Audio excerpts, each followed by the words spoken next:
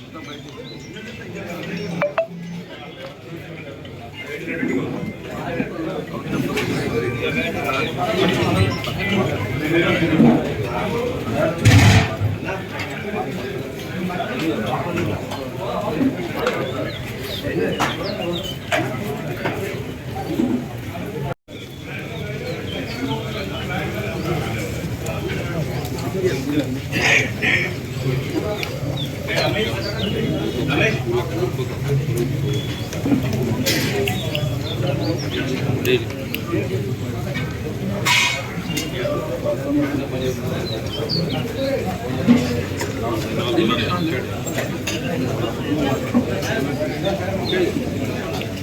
యొక్క పరిస్థితి ఇప్పుడు ఉన్నటువంటి పరిస్థితులకు అనుకూలంగా ఈ సన్నివేశం అనేది అవసరమని చెప్పగలుగుతాం. ఎందుకంటే మాజీ మంత్రివర్యులు మరి అనుభవం ఉన్నటువంటి నాయకులు మరి మంత్రిగా, ఎమ్మెల్యేగా, ఎమ్మెల్సీగా ప్రజల పట్ల నిస్వార్థంగా సేవ చేసినటువంటి నాయకులు ఇవాళ ఆకలిగా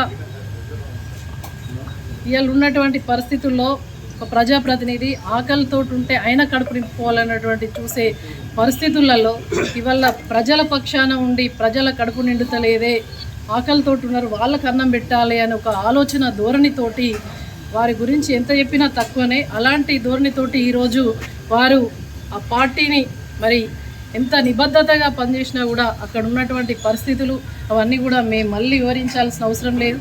అక్కడ జరిగినటువంటి మరి వారికి జరిగిన అన్యాయం, కార్యకర్తల జరిగిన అన్యాయం పట్ల వారు మంచి నిర్ణయం, ఎందుకంటే తెలంగాణ రాష్ట్రాన్ని సాధించినటువంటి నాయకుడితోటి మరి కలిసి పనిచేసే ఒక అదృష్టము ఆ భగవంతుడే మరి జీవన్ రెడ్డి గారు లాంటి నాయకుడు రావడం కూడా నిజంగా కూడా పార్టీలోకి అదృష్టంగా మేమందరం కూడా స్వాగతిస్తూ కార్యకర్తలందరం కూడా అని మా కేసీఆర్ గారి నాయకత్వంలో తప్పకుండా పాత కొత్త అనే భేదం లేకుండా వారితో పాటుగా కలిసి వారి అడుగుజాడల్లో మేమందరం కూడా కలిసి పనిచేస్తామని చెప్పేసి తెలియజేస్తూ ఎవరు కూడా మనమందరం కూడా భేదాభిప్రాయాలకు బేజాలకు పోకుండా ఇది ఒక మంచి నిర్ణయం, మంచి ఒక ఈరోజు బ్రేక్ఫాస్ట్ అనేది ఇక్కడ నుంచి ఇక మనం ఈ కార్యక్రమాలు రేపు ప్లీనరీ కూడా మన ప్లీనరీ కార్యక్రమం ఉంటుంది. రేపు మనకు కేసీఆర్ గారు రాబోతున్నారు అంటే కేసీఆర్ గారే జైత్యాలకు వస్తున్నారు అని అంటే జీవన్ రెడ్డి గారు తోటి ఉన్నటువంటి వారికి గతంలో ఉన్నటువంటి స్నేహపూర్వకమైన సంబంధం కావచ్చు, వారిద్దరి మధ్యలో ఎంత అనుబంధం ఉందో మాకు చెప్తూనే ఉంటారు ఎప్పుడు కూడా.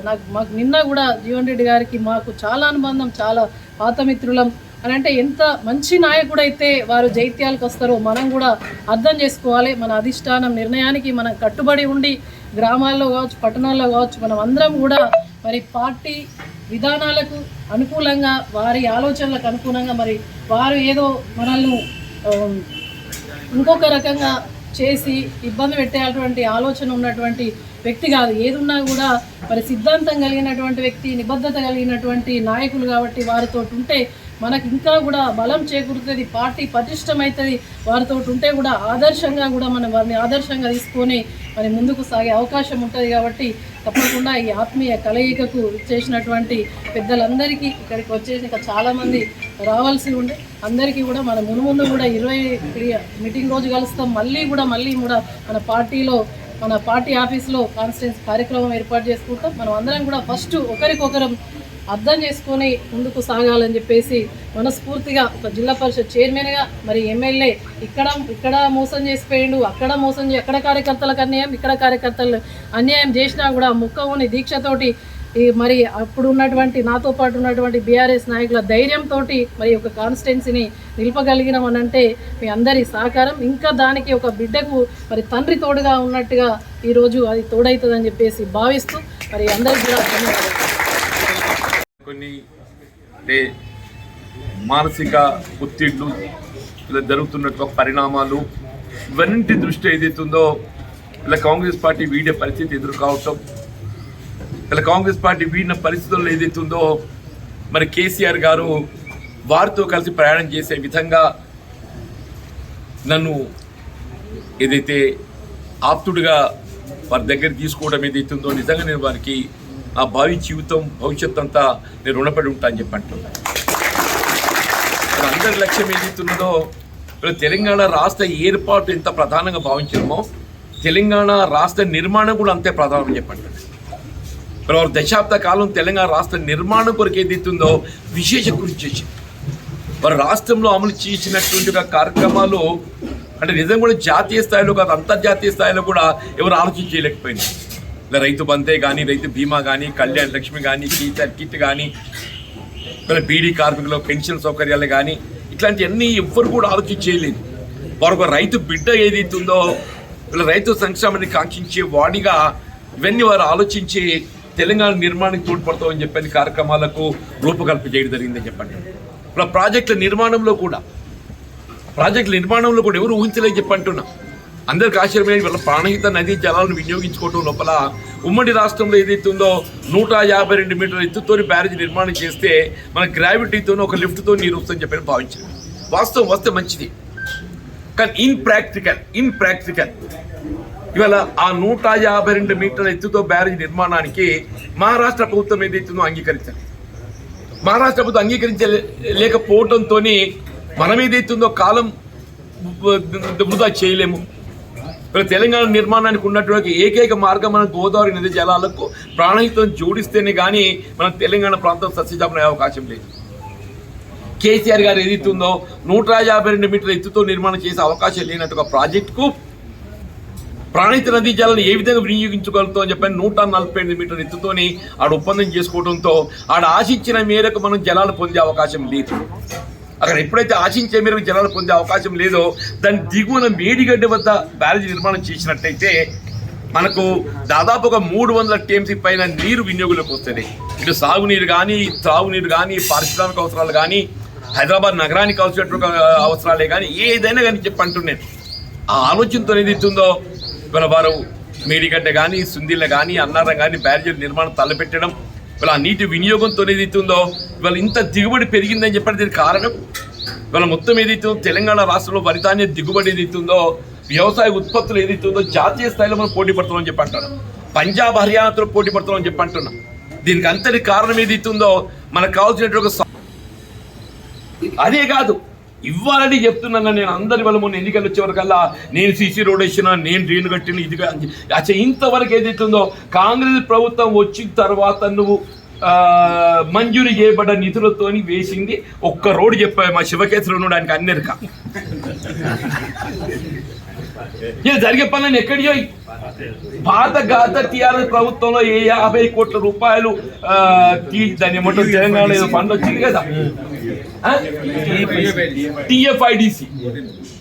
టిఎఫ్ఐడిసి అమ్మాయిది గత ప్రభుత్వంలో వచ్చినట్టు ఒక 50 కోట్ల టిఎఫ్ఐడిసి పనులు ఏదైతే ఉందో ఇవి ఇప్పుడు జరిగినాయి.